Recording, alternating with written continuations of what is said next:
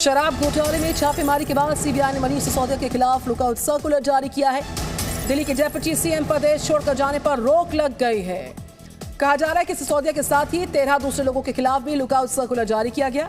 इससे पहले सिसोदिया के करीबियों से सीबीआई की पूछताछ हो चुकी है। साथ ही जांच एजेंसी ने 2 दिन पहले करीब 15 घंटे तक उनके घर पर तलाशी ली थी, मैराथन पूछताछ की थी और कल सीबीआई हेडक्वार्टर्स पे तमाम दूसरे लोगों को बुलाया गया, उनसे पूछताछ की गई। अब जिन बयानों को रिकॉर्ड किया गया है उनका क्रॉस वेरिफिकेशन होना है। इस बीच सीबीआई ने डिप्टी सीएम मनीष सिसोदिया के खिलाफ लुकआउट सर्कुलर जारी किया, यानी कि देश छोड़कर डिप्टी सीएम सिसोदिया नहीं जा सकते हैं। उनके देश छोड़कर जाने पर रोक लगा दी गई है। 14 अन्य लोगों के खिलाफ ये नोटिस जारी किया गया है, लुकआउट सर्कुलर। इससे पहले भी सिसोदिया। इनको देखिए, ये लोगों को अच्छी क्वालिटी का कोल्ड प्रेस्ड ऑयल बेचते हैं और हर महीने लगभग 5 लाख कमाते हैं। आपको भी ये करना है, इनसे सीखना है। फ्रीडम ऐप को अभी डाउनलोड करें। के करीबियों से सीबीआई ने कई घंटों तक पूछताछ की। 4 बड़ी तस्वीरें आपके सामने हैं। तो लुकआउट नोटिस जारी किया गया है, वहीं सीबीआई का नोटिस 14 लोगों के खिलाफ। इस बीच करीबियों से भी सिसोदिया के सवाल जवाब का सिलसिला जारी रहा। प्रमोद शर्मा मेरे साथ हैं। Very good morning Pramod, deputy CM Sisodia और इस मामले में बाकी 13 लोग देश छोड़कर नहीं जा सकते हैं और अगर इसका उल्लंघन होता है तो बड़ी कार्रवाई हो सकती है। तो क्या और इनपुट मिल पा रहा है इस पूरे मामले पर?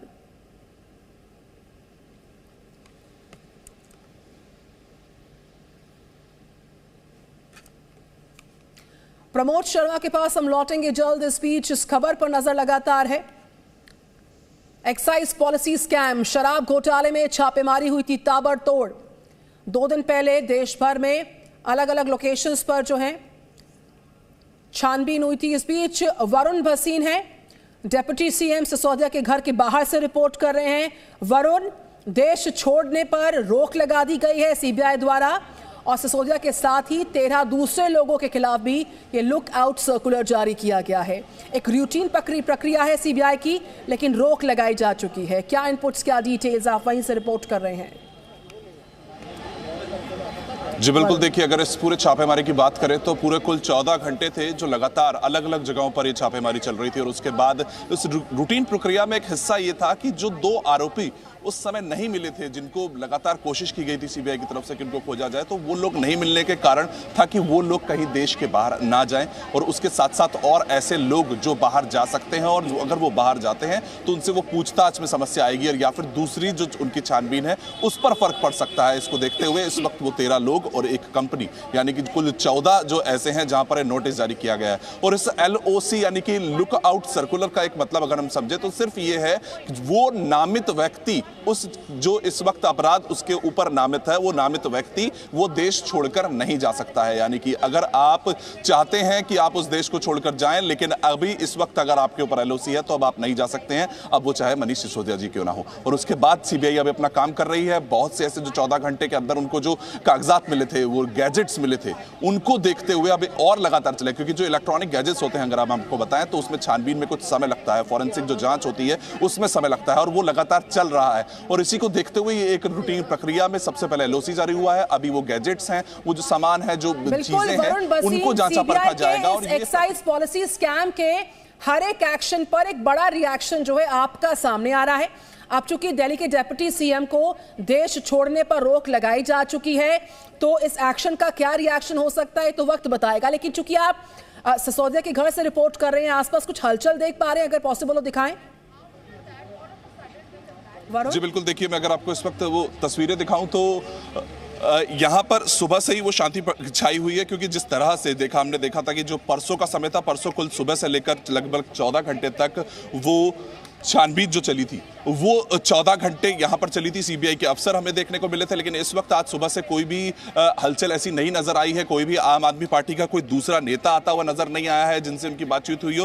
ये रविवार का दिन है, लेकिन कल का जो दौरा है मनीष सिसोदिया और मुख्यमंत्री अरविंद केजरीवाल का, वो गुजरात का है। और उनकी तरफ से साफ तौर पर ट्वीट करके मुख्यमंत्री की तरफ से बताया गया था कि मैं और मनीष सिसोदिया यानी कि सीएम और डिप्टी सीएम दिल्ली के कल गुजरात में होंगे।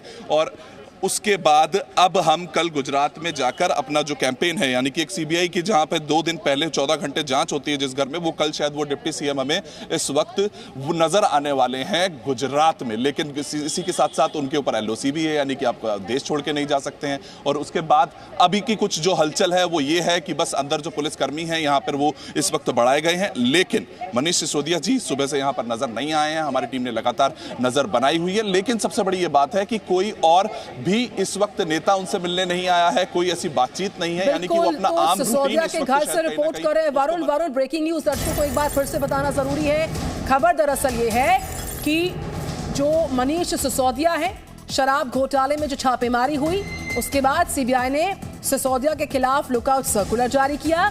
दिल्ली के डिप्टी सीएम पर देश छोड़कर जाने पर रोक लग गई है। कहा जा रहा है कि सिसोदिया के साथ साथ 13 दूसरे लोगों के खिलाफ भी ये लुकआउट सर्कुलर जारी हुआ। इससे पहले सिसोदिया के करीबियों से सीबीआई पूछताछ कर चुकी है।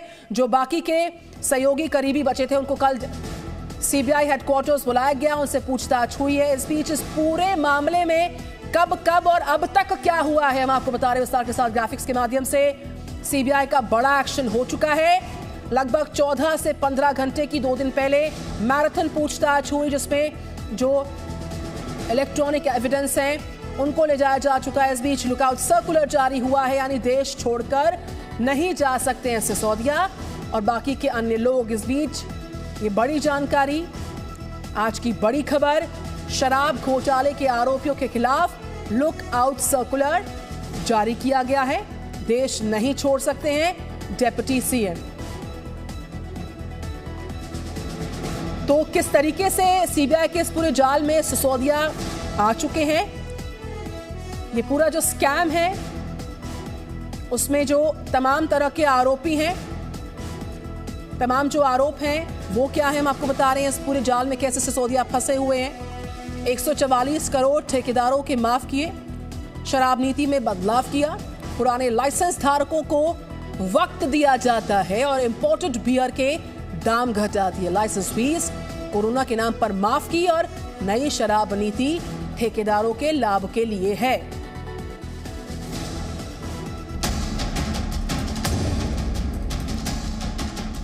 दिल्ली में शराब नीति पर संग्राम,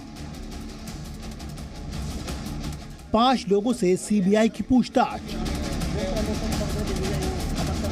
अब बाकी लोग खोलेंगे राज।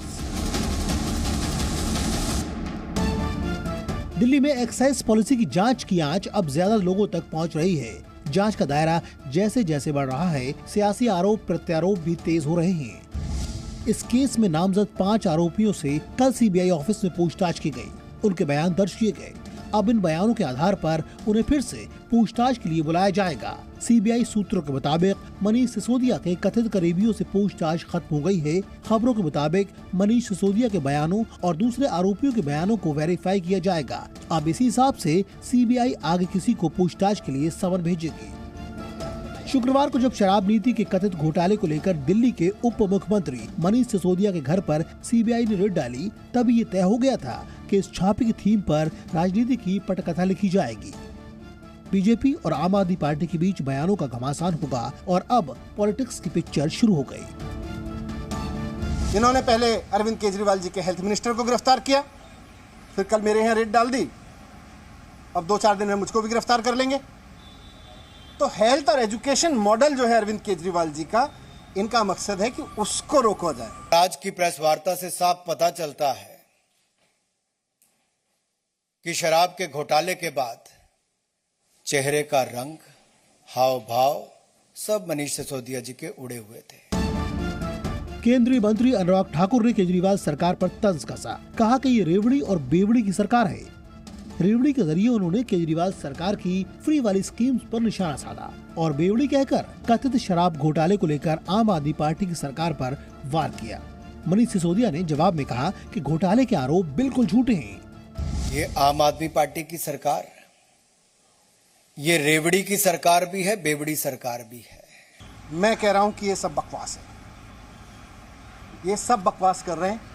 इस पूरी पॉलिसी में कोई घोटाला नहीं हुआ, बहुत शानदार पॉलिसी है। और केंद्रीय मंत्री अनुराग ठाकुर ने आरोप लगाया कि केजरीवाल सरकार करप्शन में डूबी है। उन्होंने डिप्टी सीएम मनीष सिसोदिया के नाम की नई स्पेलिंग बताकर चुटकी।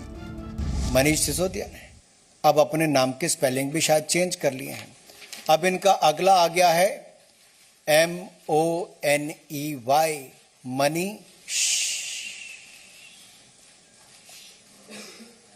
कमाई करो और चुप रहो। इस बीच खबर है कि शराब नीति के कथित घोटाले को लेकर सीबीआई की एफआईआर के बाद ईडी भी मनी लॉन्ड्रिंग के एंगल से इस मामले की जांच कर सकती है। दिल्ली से प्रमोद शर्मा के साथ ब्यूरो रिपोर्ट, जी मीडिया। और वरुण बसीन लगातार मनीष सिसोदिया के घर से रिपोर्ट कर रहे हैं। वरुण, आप बता रहे थे जिस तरीके से पूरी कार्रवाई हुई है, जो ताबड़तोड़ सीबीआई का अब तक का एक्शन है, एलओसी जारी किया गया है, देश नहीं छोड़ सकते, लेकिन जो अरविंद केजरीवाल के साथ गुजरात के दौरे पर जल्द जाना है, जिसको लेकर ट्वीट भी किया गया है, क्या उस पर भी रोक लग सकती है कि राज्य छोड़ने पर भी रोक लग सकती है सिसोदिया के? देखिए, इस वक्त जो सीबीआई की जो पूरी प्रक्रिया है उसमें एलओसी जारी किया गया है, जिसमें देश नहीं छोड़ा जा सकता। यानी कि अगर आपको किसी भी पूछताछ के लिए बुलाया जाता है तो आप समय पर पहुंच पाएं। और भारत देश में इस वक्त जिस तरह से हम बात करें तो ऐसी कुछ भी सिचुएशन नहीं है कि मनीष सिसोदिया जी को बुलाया जाए और वो ना पहुंच पाए। तो इसको देखते हुए अभी कुछ राज्य को लेकर किसी भी तरह का नोटिस अमूमन नहीं जारी किया जाता है, क्योंकि जब तक आप शहर में चाहते हैं अगर उस दिन की पूछताछ है तो वो एक डे बाय डे होते हैं। तो इस वक्त जो सबसे नॉर्मल रूप से एक प्रक्रिया होती है वो इस वक्त कर दी गई है। वो मनीष सिसोदिया जी पर सिर्फ नहीं की गई है, बाकी आरोपी हैं उन पर भी की गई है। तो यहां पर सीबीआई ने अपना काम किया उसके बाद, क्योंकि अभी लगातार 14 घंटे जो चीजें इकट्ठी हुई हैं, आप सोचिए जो जानकारी इकट्ठी हुई है उस पर काम चल रहा है। अगर इलेक्ट्रॉनिक गैजेट्स की मैं बार बार बात कर रहा हूं, क्योंकि उनको जांचने में, यानी कि परसों अगर रात तक वो गैजेट्स इकट्ठा करके लेके गए हैं तो उसमें 3 से 4 दिन का वक्त लगता है। कोई भी इलेक्ट्रॉनिक गैजेट को करने के लिए एक स्पेशल इंजीनियर काम करता है उस पर, और उस पर लगातार अब ये पता किया जाएगा उसमें किस तरह के डॉक्यूमेंट्स थे, क्या कुछ डिलीट किया गया है, क्या कुछ हटाया गया है, क्या वो पुराने डॉक्यूमेंट्स थे जो पहले